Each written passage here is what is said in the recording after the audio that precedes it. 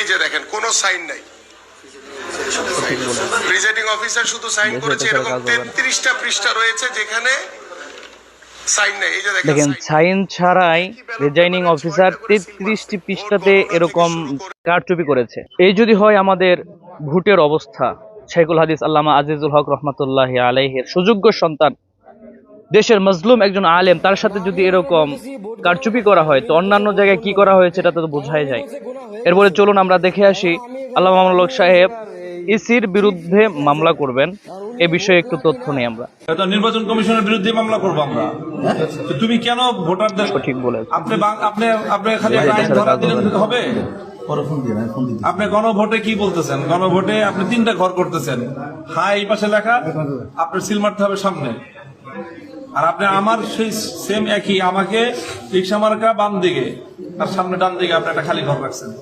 তো যে নাকি রিক্সা মার্কায় সিল দিবে সে তো বিভ্রান্ত হয়েছে, যেটা নাকি ধানের শীষের ব্যাপারে ওই আসনে কি হয়েছে যে সেম মামলা করাই দরকার এদের বিরুদ্ধে, মামলা না করলে তো হবে না। এবং কি শুধু মুখে যে বলছেন এ পর্যন্ত না, অলরেডি মামলা করতে চলে গেছেন। দেখেন এটা ভিডিও দেখাচ্ছি আপনাদেরকে।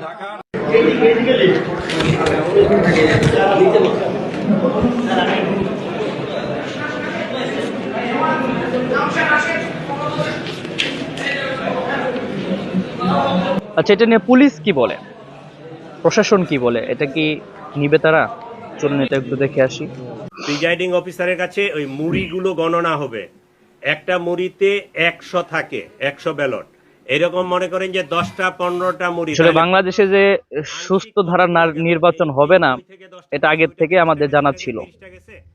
কারণ যারা শুরু থেকেই আওয়ামী লীগকে টানতেছিল যে তারা আসলে আওয়ামী লীগ আবার আসবে, যারা দাওয়াতের মাধ্যমে ভোট চাওয়ার সময় বলেছে যে আমরা আওয়ামী লীগ বিএনপি ভাই ভাই, আমরা যদি ক্ষমতায় আসি আবার পুনরায় শেখ হাসিনাকে ফেরত আনা হবে, তো ওই সময় বুঝতে পেরেছিলাম যে এখানে সুস্থ নির্বাচন কখনো হবে না।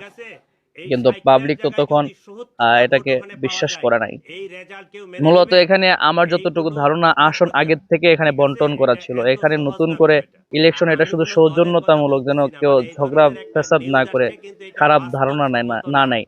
মূলত এখানে এই কি বলে মসনদ এমপি প্রদত্ত, এটা আগের থেকে ভাগাভাগি ছিল। শুধু এটা আমাদের সামনে দেখানো হলো যে না, ভোটাভোটের মাধ্যমে হয়েছে। মূলত সিংহাসন আগের থেকেই বন্টন ছিল। ডক্টর শফিকুর রহমান আমরা জানি রাত 1টা পর্যন্ত জানি যে তিনি তার নিজের জেলাতে ফিল করছে, নিজের স্থানীয় জায়গায় ফিল করছে, তারেক রহমান সাহেব ফিল করছে। কিন্তু হঠাৎ করে দেখি রেজাল্টের পরিবর্তন, বিপুল ভোটে তারা পাশ করেছে। কিভাবে সম্ভব এটা? এটা কিভাবে সম্ভব? এটা তো এমনি এমনি সম্ভব না রে ভাই। এটা নিঃসন্দেহে এটা মামুনুল হক সাহেবের ব্যাপারে সবচেয়ে ঘৃণিত একটি চক্রান্ত ছিল। আল্লাহ তাআলা আমাদের বোঝার তৌফিক দান করেন।